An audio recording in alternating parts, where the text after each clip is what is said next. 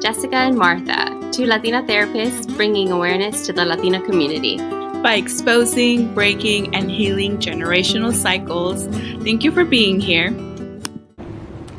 Hi, welcome back to Latina Therapists. Bienvenidos. I am Jessica. And I'm Martha. Today we are going to talk about whether or not Latinas are too emotional. We hear that a lot.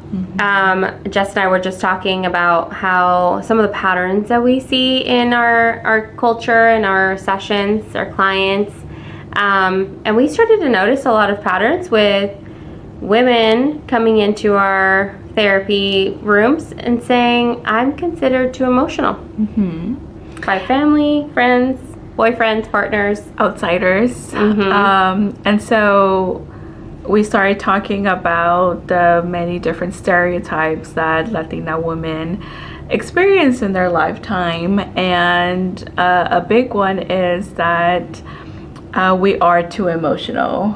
We're too much, we're spicy, tóxicas, just all of the above, right? I've even heard like we're crazy. Yes, we're crazy, right? Fiery personalities. And we were just kind of wanting to deconstruct that a little bit because it does happen a lot. And we've heard it, our clients have heard it, our friends and family have heard it. And so where does it come from? Because I get confused about maybe the term too emotional, and it's something I deconstruct with my clients a lot because I hear it a lot. And so we do kind of talk about, well, what exactly is too emotional? Yeah, and I think that for us in the therapy chair, we're thinking, what does that even mean, right? Because we do talk about emotions, we welcome emotions, like we actually learn and teach others how to label it, how to process it. So too emotional to us, it's a little, we become curious about it for sure. So when we start seeing it and we notice it, it's a problem. Like people are coming and Latinas are talking about it and they're like, I don't feel like I'm too emotional, but it's making me feel a certain way that I've been labeled this. So we're gonna chat about that and kind of what we give you some tips on what we think is too emotional and how can you define that for yourself, what to do about it. I think, a big point here is the Latino culture. I think it is a very passionate culture. Yes. It's a very loving culture. Even the Spanish language, it sounds very different than English. There's always a little in it, when we say it in Spanish. It could sound like very loving. It could also sound a little bit more harsh sometimes whenever it's said in Spanish rather than English. Even Spanish music, it's very loving.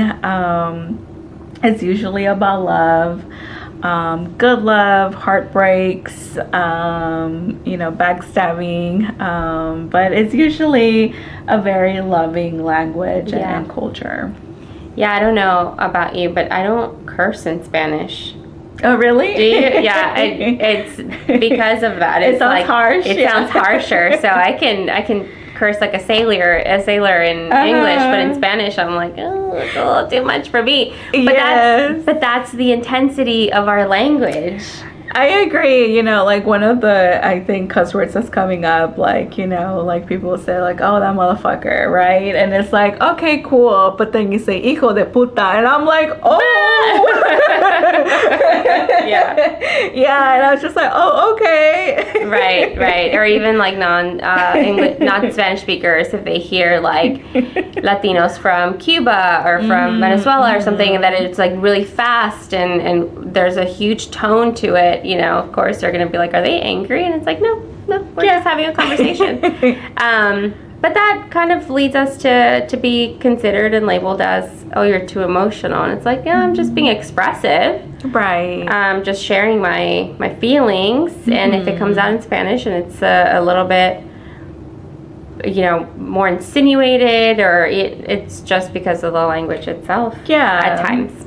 So we do think that there's maybe the culture clash, right? When you hear someone say, oh, a Latinas Too Emotional, there is like a cultural aspect there of, Western culture, maybe it's doesn't grow up that way or doesn't sound that way. I mean, let's call it what it is. It's Eurocentric, right? So like if you're comparing the aristocrats from Europe, and it's like soft and well-mannered and all this, to like a table in Mexico that we're just going to be talking and sharing stories and all. It's going to be very different.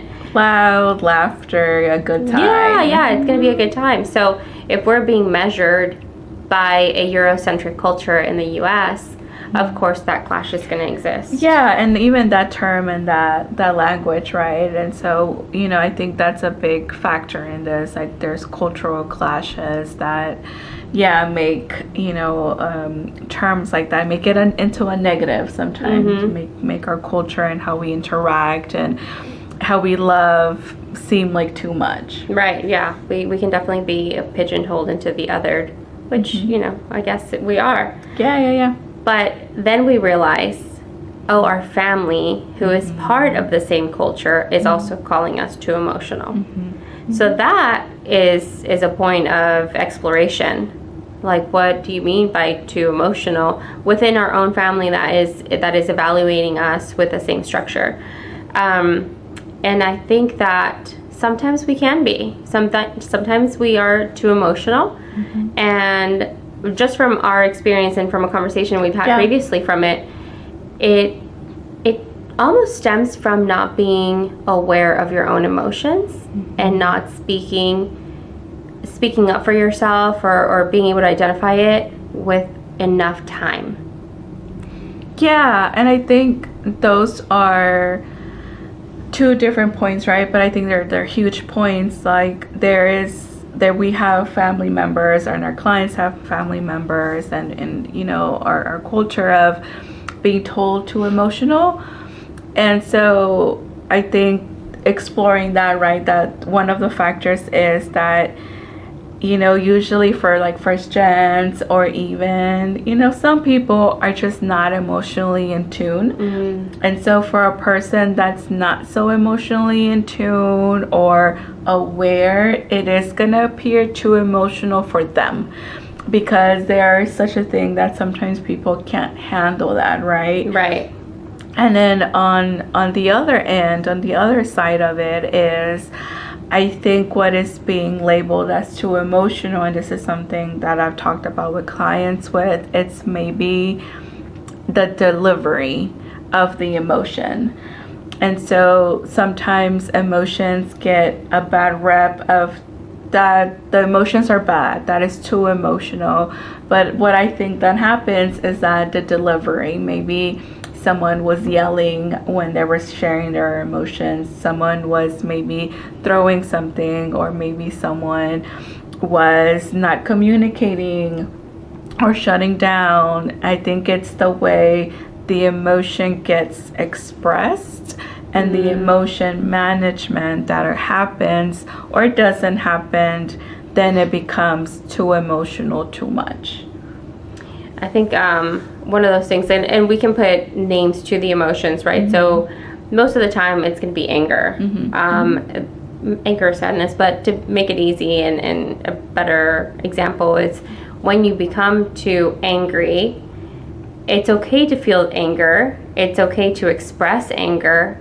But as what you're saying, it's like that reaction and how you express it can be unsafe for others. So if you're throwing things, if you're yelling at people, if you're scaring people, you expressing anger is creating an unsafe environment.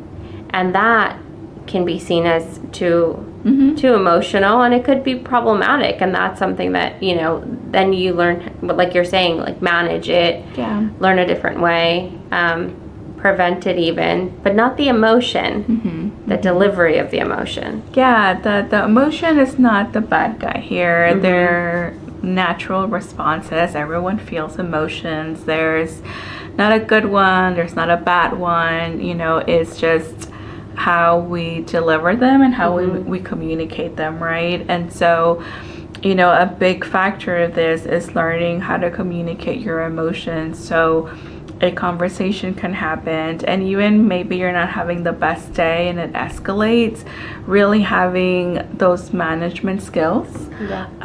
So it can take a pause, or you take the break of, you know what, let me get a redo, because I just kind of was escalated right there. And so just kind of learning that those are the things that we need to kind of look for, not necessarily you're too emotional for having emotions, because then people start feeling bad, you know, then people start thinking, well, I shouldn't have emotions, or maybe I'm too much, or maybe I'm wrong for feeling the way that I do, and that's not necessarily the case. Right, and that's what we call meta emotion, right? So the emotion about the emotion. So when you are angry, I think a lot of our culture shames us for it, and even outside culture shames us for it. So then the emotion about the emotion is that I'm embarrassed for being this angry. Or for our male Latinos, they get angry about being angry. You know, then they become even angrier that they're angry. Or sad, especially if they're sad, right? And they're showing sadness, and they become angry about being sad. So it's what are we adding to that emotion that we're not really embracing it and using it to our advantage to communicate, which is the whole point of having an emotion, is to communicate something that you're experiencing and being able to have a different outcome from those around you. I think it's just, you know, a really maybe sad and maybe ignorant thing where, you know, everyone has struggles in communication. Well, not everyone, but, you know, for those that do, right, have emotional struggles and communication, or maybe they need to learn how to express an emotion because it's been suppressed for so long, or growing up, they've been told, you know, like, hey, don't feel this way, you know, or this and that. And so, you know, they grow up and then they either feel like, oh, you're gonna hear me, and then they become a little bit extra with it, right? Or they kind of shut down. But the sad part is, like, if a Latina does it, it's, oh, see, right, you know, you're too emotional, or see, right, it's just, it gets tied back to the culture. Oh, that's just Latinos, right? That's just what they do. They're toxic in that way. And that is, you know, such, like, I feel like an ignorant message. It's a disservice to us. It gives us a bad rep, and it just really wish it didn't go back to, well, that's just what Latinas are, and, you know, it comes with the territory. And it something that you said, you know, we're taught to suppress the emotions. And in my mind, I'm thinking of everything that we hear as kids when we are emotional, when we are feeling sad or scared or angry. They say, well, this is what I've heard, al rato se te pasa. O ya quítate eso y sácate, just get out of here, just get over it. Ya cálmate. Ya cálmate, no es necesario. Or, you know, it's a constant, like, squash that emotion, move on, keep going. There's no time for that. So when do we actually learn how to manage it and embrace it? That's a huge part of it. We have to be aware of what we're feeling. Right. And then I think another factor of that is, I think you were talking about the bottle cap example. Yes. Right. And I think that's exactly what happens when, you know, we're told, well, you were telling me a story of somebody getting triggered, and I was like, it's like a bottle cap. Yes. And it's like, okay, like, I think someone can only take it for so long to be told to just, you're too emotional, like, you know, keep it together, like, don't even say, like, don't be angry, let this not bother you, like, it's not a big deal. And so there's, like, suppress. And, you know, you gave your bottle cap example. So when somebody, even if it's like a specific situation and you're being triggered, like, they're pushing your buttons, but you've been given this message all of your life, like, suppress it, don't be too emotional, don't cause any attention. As you're getting triggered, you're being shaken, right? and you're a soda, you have a cap, and you don't know to open it to release it. So that carbonation, at some point, it's going to explode that cap off. And when that happens, what we were saying about the reaction, and it being almost violent sometimes because it's just for so long you've been bottling it up, that you're going to be labeled even worse, right? Just too emotional, tóxica, ahí va. But as soon as we start getting that first sense of trigger, that first shake, that's when we can identify what we're feeling. Like, hey, that just hurt my feelings, and now I'm feeling sad about it. Or I noticed that you didn't listen to what I asked of you, and now I'm feeling really angry. Those are an example of you opening up that bottle. Right. Of you sending that message that it's not going to allow them to continue to shake you. And with that, I think the delivery, right? You know, it's a very different delivery. When it pops off. It pops off. You're popped off. Is that where that comes from? I'm gonna pop off. Oh, baby. I thought I made something up. Okay. So yes, you know, the delivery is popping off, or it could also be before the pop off of, hey, that bothered me, or like, you know, hey, I didn't really like that, and then okay, like let's validate it. So you're not communicating that something is wrong or your emotions at this very close when you're about to pop off, right? Because it does sound very different, and it does, you know, get received very differently. Sure. Yeah. What was your example of the lights, the green light? Oh yeah. So something that, you know, I like to tell my clients is, I give the example of green, yellow, and red. And so I like to describe emotions in that way. And so you're green, you're kind of chilling, and everything's cool, nothing's bothering you, maybe something light, but it's no big deal. And then your yellow is when you're kind of maybe frustrated, annoyed, something is wrong, or like, you know, that little first buildup you were talking about. And then red is the popping off, right? It's, you know, things are getting escalated. Maybe you're raising your tone. Maybe your body language starts changing. Maybe you're kind of shutting down. Right. And so it's not every time people are throwing stuff, right? Yes. Yeah. Sometimes there is like a shutdown. And maybe it's just right before the popping off, right? And so most people feel that they get triggered at red, and they start noticing red because red is more visible. It's more active. It's, you know, you start listening, maybe you're slamming something, maybe you start yelling, maybe you start cussing, maybe you punch something. It's more visible. And so people kind of usually say, oh yeah, that's my point, but actually the crossroad point is actually the yellow, because you can still control in yellow.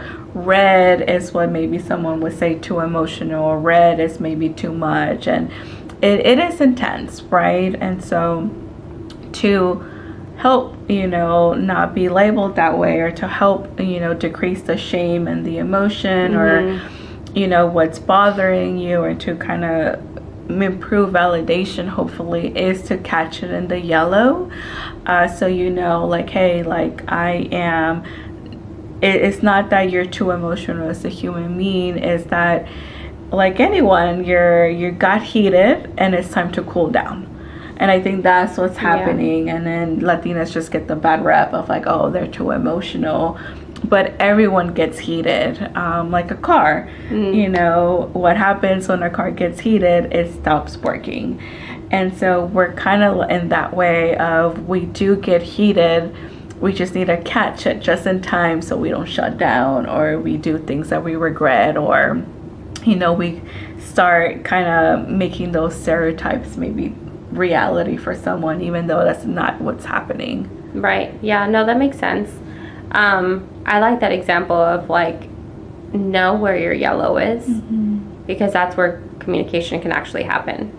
Yeah. And if communication, I'm thinking, it doesn't even have to be that you're going to resolve the issue that's making you upset. It's that you're communicating that you are upset. I think that in itself is helpful to kind of de-escalate and not get to the red. Yeah. So I think that is like a big factor in this, and it is important to work on. And so, the communication, the way you express the emotion, and just kind of learning, your yellow, your green, and your red is going to be helpful, right? But unfortunately, even if you get that right, we do have, the people that still will label it as too emotional. And so I do think that's important to talk about, because, I think Latinas have heard this a lot. Like, you're just too emotional. You feel too much, you're too intense, you're too passionate. And so I think at the end, it's just you wanting to feel accepted, and that should be, I think, addressed, of how many and why you may be hearing this, because it does mess with your head, right? You start kind of wondering. I'm thinking, like, for example, with family, right? Let's say that you do all of this inner work, and that you really know your yellow. And you really know how to identify emotions, how to communicate the emotions, and you feel great about the emotions. You embrace it. You're like, yay, I'm great. And then you practice it with your family. And they still are like, esta.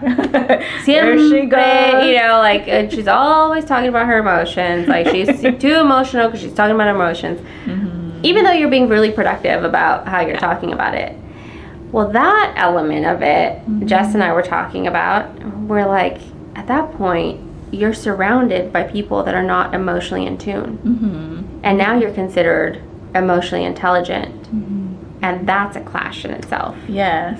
And you can't, you could get away from your family, but let's be honest, we're Latinos, we're probably going to stick around anyway. So you just embrace it. So then you just know, like, I will probably not be validated in this circle. And my emotions are still true, though. Because that's the point where it becomes problematic, at least what we've seen.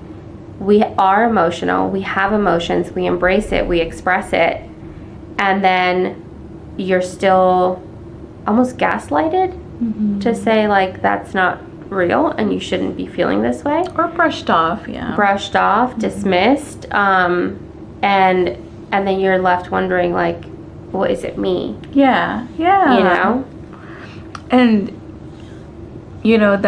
that stays with people, because they start to still kind of process, like, what, it's me, and then it brings us back to childhood, like self-doubt, self-shame, a lot of shame. A lot of shame, and you start Guilt. kind of and those narratives of too emotional, too intense, too much start almost becoming like real, or like they reaffirm that, like, oh, see, it must be that, because this person couldn't hear me out, I couldn't hear the feelings and the emotions that I had.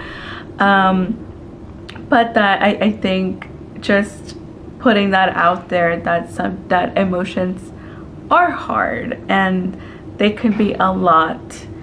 Not that they're too much, but for an emotionally maybe not so in tune person, a person that wasn't giving the privilege or the space to feel, that always got shut down and hasn't been able to work through that, it could be too much for that person. Not that you're too emotional, it just could be that's too much for that person, whether it be a family member, a significant other, a friend, whoever it is, and I think just kind of having that understanding, and then you get to decide, well, how do you want to move forward? Like, how should you talk about your feelings then with this person?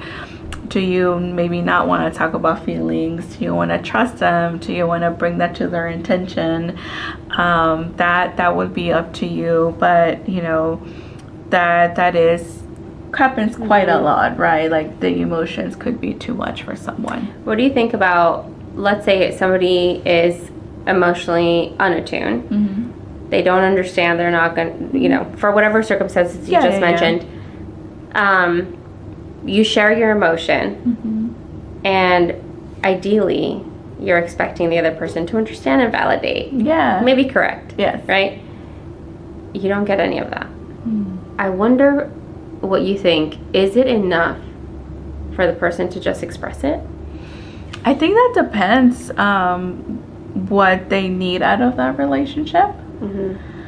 If sometimes, you know, I think there is joy of I was able to express it. I learned a skill. I learned how to speak up. I learned how to use my words and, you know, tell that person.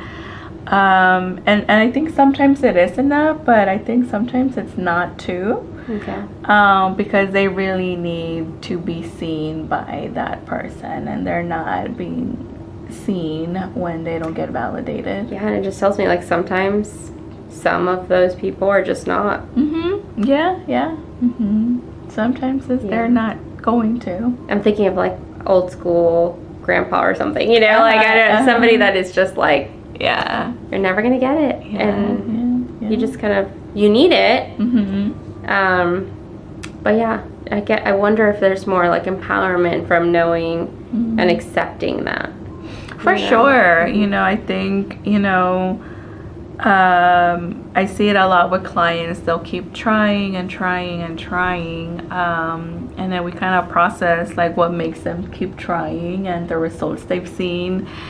And yeah, I think a good talk is just, well, your mom or dad may not change, and you know they've probably gonna remain that way. Like, what do you think your options are? Okay. Yeah. I was just wondering about that. I'm like, because you know, we can teach you guys these tools.